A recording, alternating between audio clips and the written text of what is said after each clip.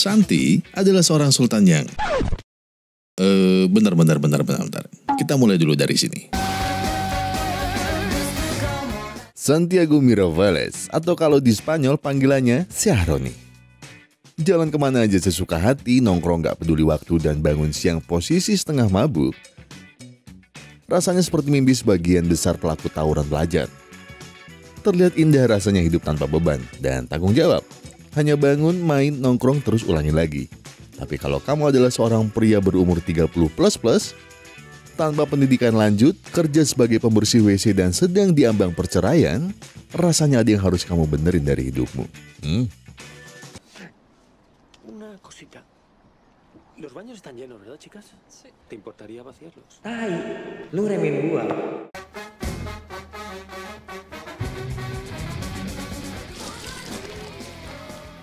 Dan itu tadi cerita singkat soal karakter utama kita, Syahroni. Tenang, belum selesai. Dengan hidup yang gitu-gitu aja, selalu ada sahabat yang setia mengajak Syahroni nongkrong. Biarpun lagi gak ada uang. Ada Yoga dan Asep. Yoga adalah sosok bapak rumah tangga yang sayang anak dan juga sayang istri. Lleva 4 Fanta de naranja y se piensa que es Spiderman. ¿Puedes o no? Ah, te lo quedaste. Como siempre. ¿Qué? Takut istri ternyata. Tapi Yoga tetap ayah favorit anak-anaknya.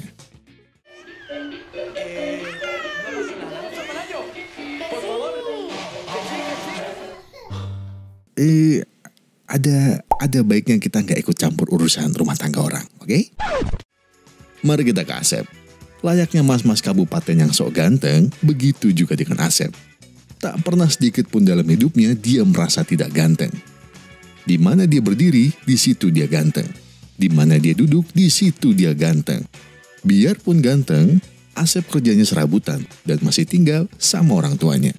María, ya va. Pedrito, ¿qué tal? Gracias, mamá. Qué cabeza. No te olvides de algo. Olé, bravo. Está los talentos este traje. Venga, adiós, mamá. Anak mama ternyata. Jadi itulah kehidupan dari Trimasketer tadi. Tapi untuk saat ini kita akan berfokus ke Syahroni. Bagi Syahroni, ada saja kesialan yang menimpanya setiap hari. Tidur di luar, kerja dipecat, bahkan baju aja hasil santunan dari Asep. Itu masih ditambah dengan dirinya harus mengikuti proses perceraian dengan istrinya, Maite. Dalam prosesnya, Syahroni diwajibkan membagi setengah hartanya kepada sang istri. Bukan karena tuntutan sang istri, tapi memang peraturan negara mereka seperti itu. Syahroni jelas marah, karena harta satu-satunya cuma mobil van miliknya aja. Syahroni pun berdebat dengan Maite, karena seharusnya dia yang dapat setengah. Tapi yang jadi masalah, selama 9 tahun mereka menikah, yang menafkahi lebih banyak adalah Maite, istrinya.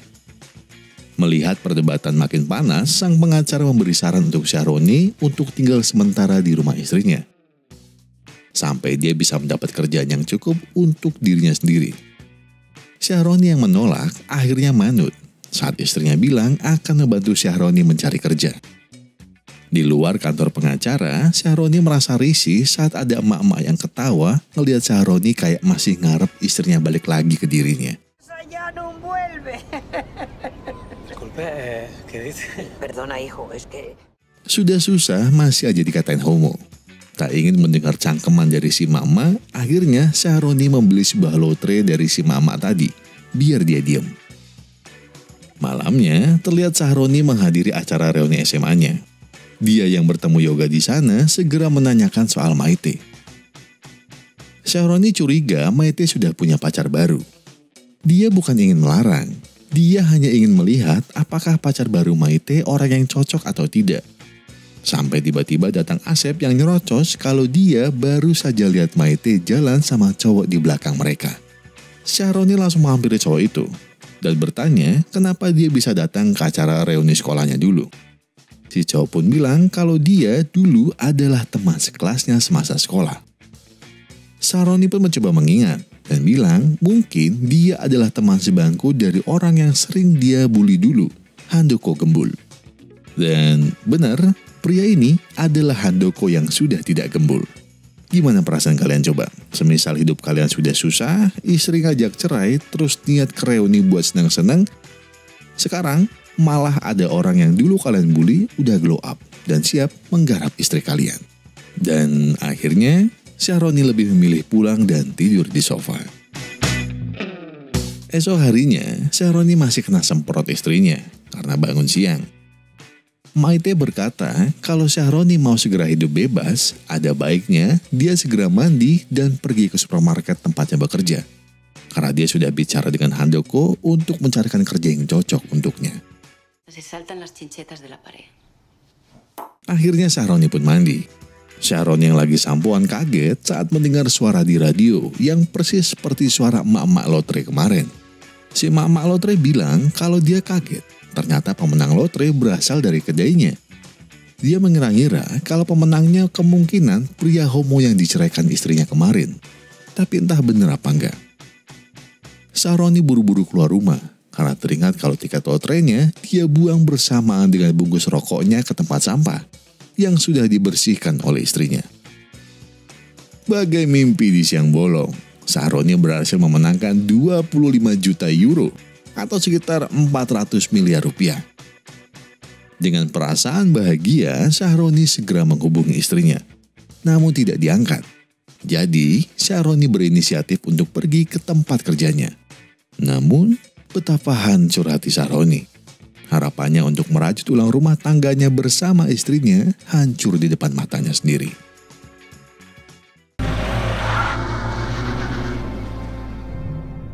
Namun yang tak Syahroni tahu, istrinya memang dekat dengan Handoko. Tapi sebatas kenal saja, belum sampai menggarap sawah bersama. Syahroni pun memilih pergi ke bank untuk mencairkan uangnya. Tapi sepertinya pihak bank sudah tahu kalau Syahroni lah pemenangnya. Merasa ada yang aneh, Syahroni akhirnya kabur dari sana. Dalam lagu, Syahroni kaget, saya juga kaget saat ada bapak-bapak botak muncul dari belakang mobilnya. Saat ingin memperkenalkan diri, mereka berdua keburu ditilang polisi. Bapak-bapak botak tadi pun turun dan memperkenalkan dirinya sebagai asisten pribadi Syahroni. Dia meminta maaf atas keributan yang dibuat Syahroni. Karena si polisi terus saja marah-marah, akhirnya dia diberitahu kalau Syahroni baru saja memenangkan lotre senilai 25 juta euro. Jadi, bapak botak ini bernama Damian, sang pesulap. Enggak dong, beda dong. Namanya Damian, tapi bukan pesulap. Damian begitu ngotot mengejar Syahroni untuk menjadi konsultan keuangan pribadinya. Berangkat dari banyaknya pemenang lotre yang langsung jatuh miskin, Damian berniat membantu Syahroni dalam pengelolaan uangnya. Saat mengetahui Syahroni sedang dalam proses perceraian, dia sangat menyayangkan. Karena sudah dipastikan Syahroni harus membagi setengah uangnya kepada istrinya. Melihat Syahroni yang panik, dia menyarankan suatu hal. Esoknya, datanglah Syahroni ke tempat Handoko untuk melamar kerja. Selama di sana, Syahroni terus saja dihina Handoko. Handoko bilang, Syahroni beruntung bisa dapat pekerjaan di sini karena istrinya yang meminta. Jika tidak, dia tidak akan menerima Handoko sama sekali. Dan akhirnya, Syahroni pun bekerja sebagai karyawan bongkar muat di Indomaret milik Handoko. Udah, gini aja. Ya enggak dong. Jadi, Syahroni diberi saran oleh Damian untuk tidak memberitahu siapapun soal uangnya. Karena ada proses tunggu sebelum perceraian, Syahroni juga disarankan menerima pekerjaan yang ada, agar miskinnya terlihat lebih real. Jadi sekarang, semua syarat sudah Syahroni lakukan. Sisanya, foya-foya. Jas Armani, beli semua. Jam tangan 1 miliar, beli. Semua yang dulu hanya bisa Syahroni bayangkan, sekarang bisa dibeli dengan mudah. Tapi agar tidak ketahuan, Syahroni menukar makanan mewahnya dengan bungkus makanan murah. Jadi Maite pun tidak sadar. Sampai tiba-tiba Syahroni yang sedang pesta mendengar suara pintu dibuka. ¿Qué haces? Maite tidak peduli dengan yang Syahroni lakukan. Namun dia meminta maaf karena dia tidak tahu kalau Syahroni ditempatkan sebagai orang gudang oleh Handoko. Syahroni yang mau curi kesempatan malah panik saat tahu jamnya belum dilepas. Maite pun penasaran. Syahroni kayak nyembunyiin sesuatu. Akhirnya Syahroni pun pura-pura ingin mempeluk foto Maite. Yang untungnya itu membuat Maite bete dan harta Syahroni berhasil selamat. Suatu hari, Syahroni dan dua temannya pergi ke pantai untuk surfing. Memang pada masa mudanya, Syahroni dan kedua temannya terkenal akan permainan surfing mereka. Sampai tanpa sengaja mereka bertiga melihat permainan surfing Handoko yang jauh lebih profesional dari mereka. Sebenarnya, Syahroni sudah mencoba tidak peduli dengan permainan surfing Handoko kemarin. Namun saat dirinya tidak sengaja terlambat masuk kerja, Handoko memberinya peringatan kalau dia bisa memecatnya kapanpun juga. Dan saat dia ingin pergi, dia bilang kalau Syahroni perlu banyak latihan surfing lagi. Tak terima dengan perkataan Handoko, Syahroni pun akhirnya memanggil atlet selancar terbaik dunia, Aritz Aranburu, untuk melatihnya secara langsung. Yang mana itu adalah atlet favorit Handoko.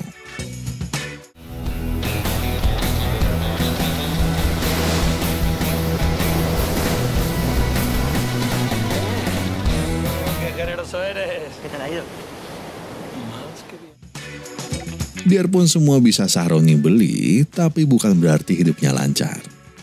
Pernah pada suatu malam, ibu dan ayah mertuanya datang. Tentu saja Syahroni bingung bagaimana harus bersikap. Karena ternyata mertuanya tidak diberitahu oleh istrinya sama sekali soal perceraian mereka. Di saat canggung itulah, ayah mertuanya melihat jam miliaran rupiah milik Syahroni. Karena panik, Syahroni pun bilang kalau itu hanya jam imitasi. Dan harganya nggak sampai 10 euro. Mendengar itu, si ayah mengeluarkan 20 euro dan bilang beliin satu, nanti kembalinya ambil aja. Baru selesai masalah jam tangan, sekarang Syahroni disudutkan dengan pertanyaan-pertanyaan mengenai pernikahan mereka. Belum lagi Maite yang mengomel karena melihat Syahroni malah bengong.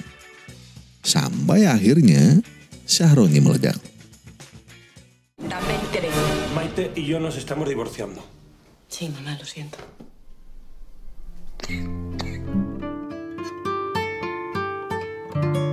Kalau sebelumnya Syahroni punya dua sahabat yang selalu mendengarkan apapun keluh kesah Syahroni, sekarang Syahroni hanya punya uang. Ketika kamu bisa membeli semuanya, apalagi yang mau kamu beli? Kosong kan? Begitu juga dengan Syahroni. Dia bisa beli apapun yang dia mau. Dia bisa tidur di hotel mewah manapun. Tapi sebuah persahabatan yang tulus tak pernah bisa dibeli karena tidak ada harganya.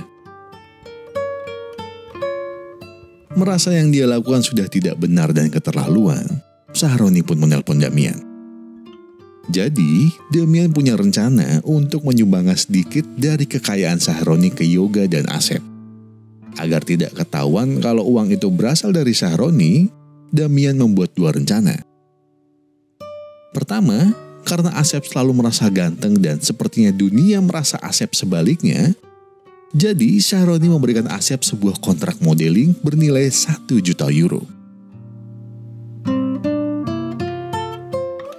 Tenang, ini cuma model kacamata, jadi kita nggak bakal melihat susu Asep terbang liar di televisi.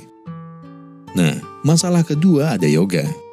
Karena Yoga tidak ganteng dan takut istri, apa yang bisa Syahroni lakukan untuk membantu Yoga? Ya, lumayan kompleks kalau masalah Yoga emang. Karena Yoga seorang bapak rumah tangga, yang paling cocok didapatkan Yoga adalah sebuah warisan dari tantenya yang ternyata orang kaya. Sebenarnya, niatan Syahroni memberikan uangnya ke teman-temannya bukan agar dirinya bisa diterima lagi. Namun memangnya ingin membantu. Teman-temannya adalah orang yang selalu ada ketika Syahroni sedang terluka. Syahroni juga merasa teman-temannya adalah orang yang lebih bijak dalam menggunakan uang dibanding dirinya.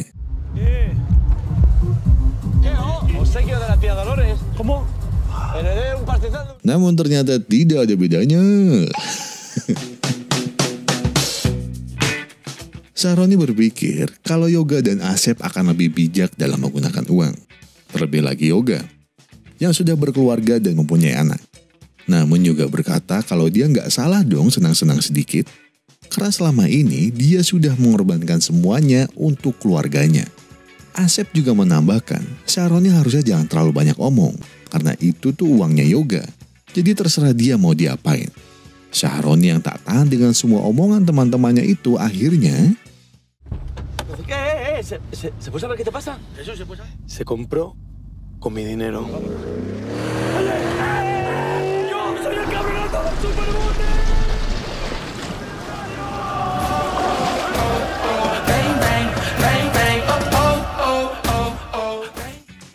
Dasarnya, laki-laki memang manusia simpel. Yoga dan Asep tidak keberatan kalau Syahroni pernah berbohong soal tidak punya uang. Lagian kalau mereka menang lotre juga, mereka juga akan melakukan hal yang sama seperti Syahroni. Syahroni pun bersyukur kalau teman-temannya adalah orang yang jujur. Namun tetap saja, Syahroni merasa masih hampa. Satu hal yang belum bisa Syahroni dapat, yaitu Maite, istrinya yang dulu sangat dia sayangi, sampai saat ini. Tapi lagi-lagi ego mengalahkan semuanya.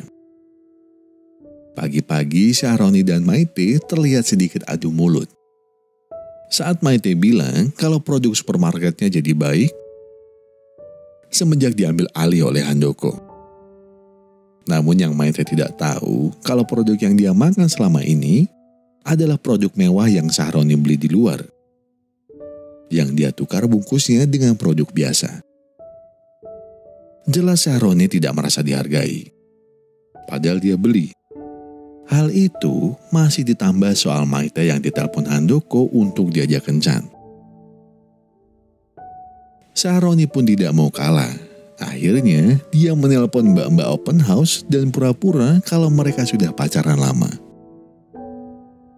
Tapi Maite bodoh amat, karena dia berpikir kalau Syahroni tidak bakal sejauh itu.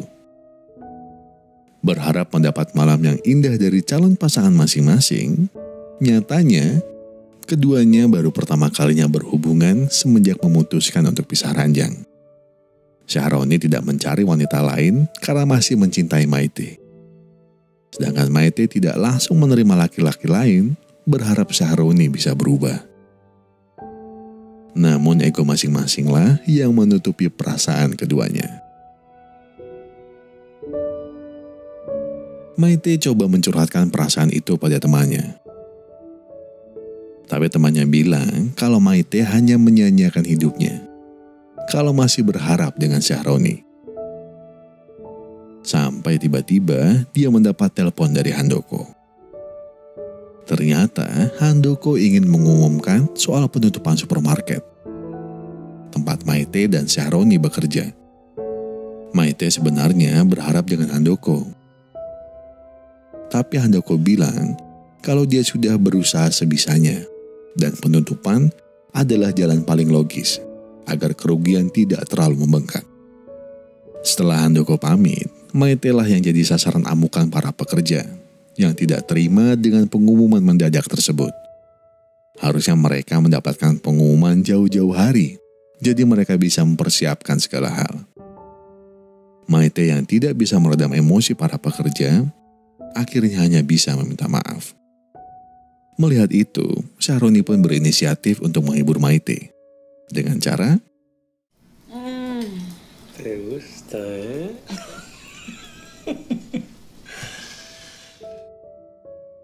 Makan malam mewah tapi sederhana. Ternyata Syahroni sudah menyiapkan makanan khas restoran mewah. Rumahnya juga sudah dibersihkan oleh pelayan yang dia sewa dari Hotel Bintang 5. Jelas saja, semua yang dipersiapkan oleh Syahroni membuat Maite senang. Rasanya sudah lama sekali Maite tidak selepas ini. Setelah itu, Syahroni pun terdiam. Dia menatap dalam istrinya dan bilang, apa yang sebenarnya terjadi dengan kita? Apakah 9 tahun bersama tidak menjadikan kita apa-apa? Istrinya juga terdiam. Maite tahu kalau Syahroni sudah berusaha sebaik mungkin untuk membahagiakan dirinya.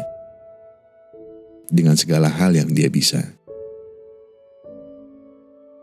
Namun dunia tidak seindah yang mereka kira. Realitanya, Maite lah yang harus menafkahi beberapa tahun belakangan. Sedangkan Syahroni seperti tidak bergerak sama sekali. Namun yang Maite juga tidak tahu, Syahroni sudah berusaha sebaik mungkin. Dia melakukan semua hal yang dia bisa. Namun sama, semesta tak pernah berpihak kepadanya. Syahroni pun meminta maaf. Meminta maaf atas semua ego yang sudah dia kedepankan. Minta maaf atas semua hal yang sudah dia repotkan. Dan dalam lubuk hati terdalam Syahroni, istrinya adalah wanita yang paling dia cintai. Dan wanita yang paling ingin dia bahagiakan. Akhirnya, Syahroni pun mengaku soal dirinya yang menang lotre. Raut wajah Maite berubah. Dia tidak percaya kalau Syahroni membohonginya. Alasan Maite mau menerima Syahroni kembali ke rumahnya adalah karena dia percaya dia bisa membantu Syahroni jika dirinya mau sedikit mengalah dengan egonya. Sama seperti Syahroni, dalam lubuk hatinya dia ingin Syahroni kembali. Maite marah karena Syahroni berpikir kalau dia ingin mengambil uangnya karena mereka akan segera bercerai. Padahal, Maite masih ingin mencobanya sekali lagi. Akhirnya, Maite pun meminta Syahroni pergi dari hadapannya. Kali ini, benar-benar pergi.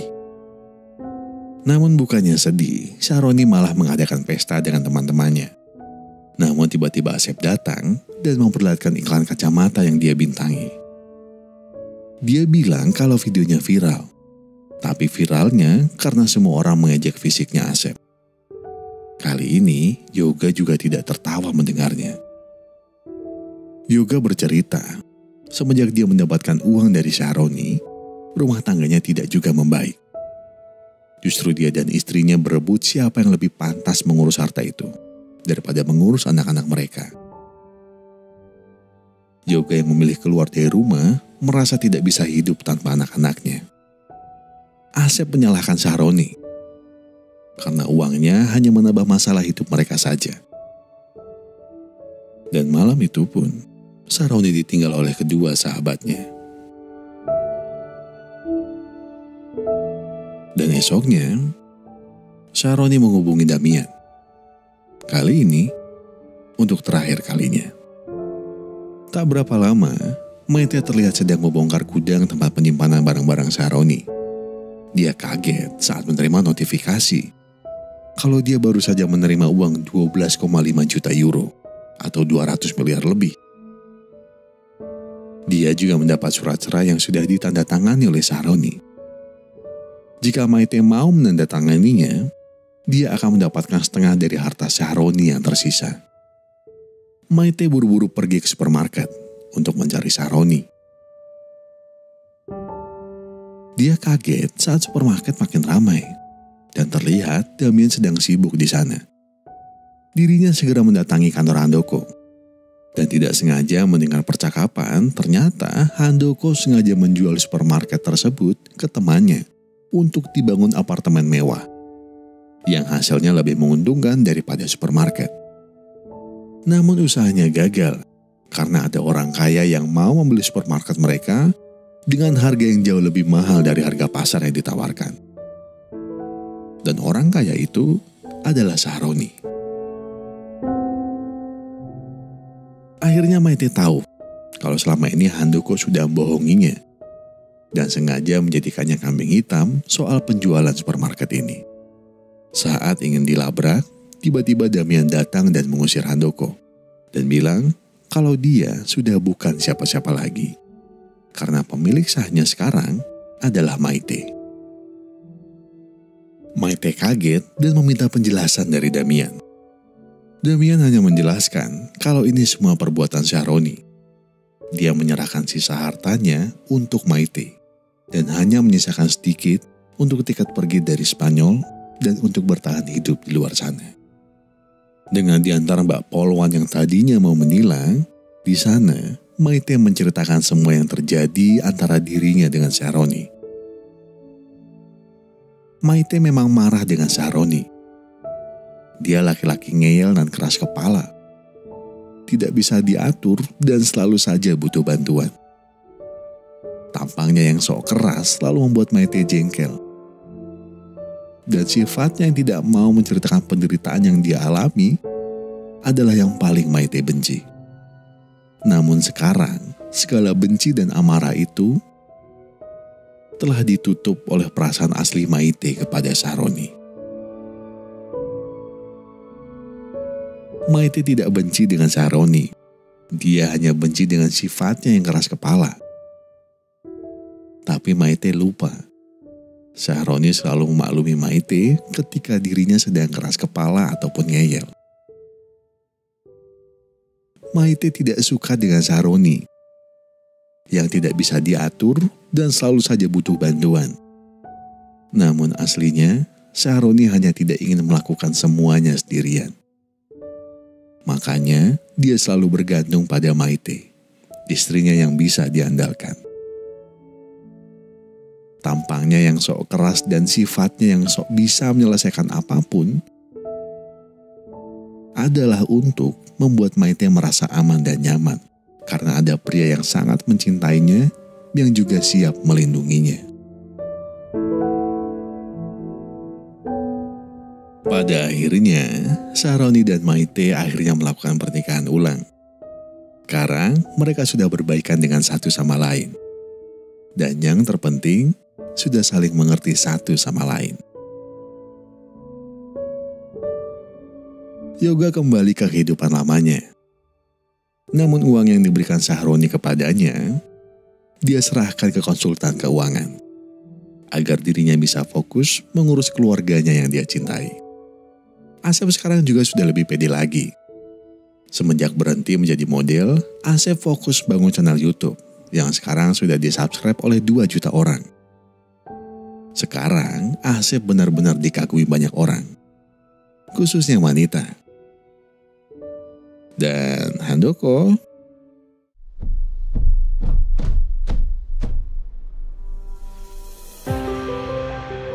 kembali mengutip kata-kata Lek Bagong, rezeki itu sudah ada yang ngatur dan kita nggak bakal tahu datangnya dari mana. Maka dari itu selalu berbuat baiklah kepada siapapun yang kamu bisa bantu. Contohnya saya, bolehkah pinjam 100? Lek Bagong di tak sliding dasi kok ini. Oke, jadi gini. Hidup bergelimang harta dan mampu beli barang-barang mewah mungkin menjadi keinginan sebagian besar orang. Alhasil, banyak orang yang berlomba-lomba, bahkan mendewakan harta atas segalanya. Tak sedikit yang beranggapan, tolak ukur kesuksesan seseorang adalah dengan memiliki banyak harta, kendaraan, rumah, dan tanah, dan tentu saja uang, menjadi barang berharga yang kerap menjadi simbol banyaknya kekayaan seseorang. Alhasil, banyak orang yang mati-matian dan seolah-olah berlomba dalam mencari harta. Padahal, kekayaan harta bukan segalanya. Ada sebagian orang yang mempunyai harta melimpah, justru hatinya miskin karena terlalu sibuk dan abai. Terlebih lagi, harta dan kekayaan yang dimiliki hanyalah titipan Tuhan. Dan hidup di dunia ini hanya sementara. Maka dari itu, harta yang melimpah berarti tanggung jawab yang besar. Percaya atau tidak, beberapa orang sangat miskin karena yang mereka punya hanyalah uang. Padahal dari punya banyak uang, kita tidak bisa mendapat banyak waktu. Jika kamu ingin merasa kaya, coba hitung hal-hal yang kamu tidak bisa beli dengan uang. Di luar sana, ada orang yang merasa lebih bahagia dengan harta yang lebih sedikit dari hartamu. Karena harta dan kekayaan bukanlah soal memiliki banyak harta, tapi bisa menikmati sepenuhnya harta yang dipunya. Dan juga, kekayaan bukanlah soal memiliki banyak harta, tapi memiliki sedikit keinginan. Karena bagi beberapa orang yang kurang beruntung, kekayaan sebanyak apapun tidak akan bisa membuatnya merasa damai sama sekali.